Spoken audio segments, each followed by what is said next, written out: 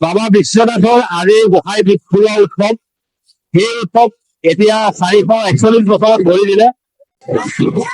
স্বৰ্গদেউ গদাধৰ সিংহ যেতিয়া ৰজা হ'ল, বিশ্বনাথলৈ আহি বিশ্বনাথ দেৱালয়ত যেতিয়া পালেহি, তেওঁ দেখিলে যে 1 কোটি শিৱলিংগৰ স্থান কিন্তু ব্ৰহ্মপুত্ৰ নদীৰ মাজত ছমাহ পানীৰ তলত থাকে আৰু ছমাহ তেওঁক পূজা কৰিব পাৰো।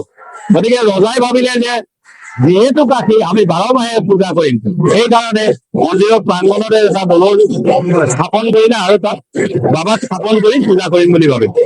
কিন্তু বাবাই তেওঁক সপোন দেখুৱালে যে মোক কৰি প্ৰতিষ্ঠা কৰিছ, মই চৈধ্য পশ্চিমলৈ মই নিজে আছো, তাতে মোক পূজা কৰ।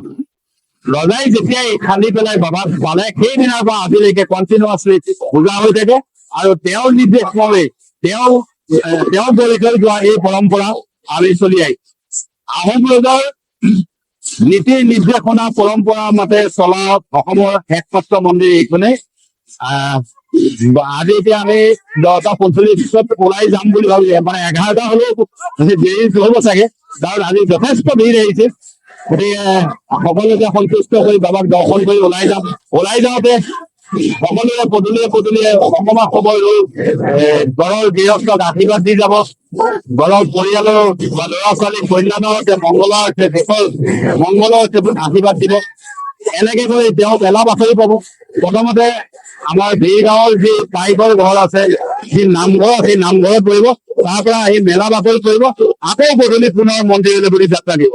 সেই অহা সময়ত বা যোৱা সময়ত সকলোৰে ঘৰে ঘৰে সমুদ্ৰত ৰৈ পেলাই ৰজাই বাবাই আশীৰ্বাদ দিব। আৰু যেতিয়া সোমোৱাৰ সময়ত এটা অতি সুন্দৰ অনুষ্ঠান হয়, মানে গিৰিয়েক ঘৈণীয়েকৰ অলপ যিটো ঘৰুৱা কাজিয়া থাকে, এইটো অলপ নীতি শিক্ষামূলক এটা যুদ্ধ পৰিলক্ষিত দেখা যায়। মানে এনেধৰণৰ বাবা যে ৰাতিপুৱাই ওলাই গ'ল, গোটেই গোসাঁনী ঘৰত অকলে আছে, তেওঁৰ মোৰ মানুহটো অকলে ইমান বিহু গাই সকলোৰে লগত বতলীয়া হৈ গোটেই দিন ঘৰ ঘূৰি ফুৰিছে, মোলৈ একো অনা নাই বা মোলৈ একো খবৰ পঠিওৱা নাই, মই খাইছো নে গৈছো নে একো খবৰ লোৱা নাই। মানে ঘৰৰ যি কাজিয়া, এই কাজিয়াটো গোসাঁনী হয়, সেইটো এটা সুন্দৰভাৱে সাৱলীল ভাৱে এটা উপস্থাপন কৰা হয়। গতিকে এইটো এটা পুৱতি নিশা হয় গোসাঁই সোমোৱাৰ সময়ত। এটা পক্ষই গোসাঁই সোমাবলৈ দিব, এটা পক্ষই সোমাবলৈ নিদিয়ে। এই সুযোগতে গোসাঁই এই মন্দিৰটো চাৰিওপাকে প্ৰদক্ষিণ কৰি পেলাই 7 পাক ঘূৰাৰ পিছত এটা সময়ত মেইন বিগ্ৰহত সোমায়। আপোনালোক থাকিলে এই অনুষ্ঠানত উপভোগ কৰিব পাব। মই সকলোকে ধন্যবাদ জনাইছো আজি এই অনুষ্ঠানত অংশগ্ৰহণ কৰাৰ বাবে। সকলোকে শান্তি শৃংখলা বজাই ৰাখি এই অনুষ্ঠান সুচাৰুৰূপে পালন কৰক। ধন্যবাদ।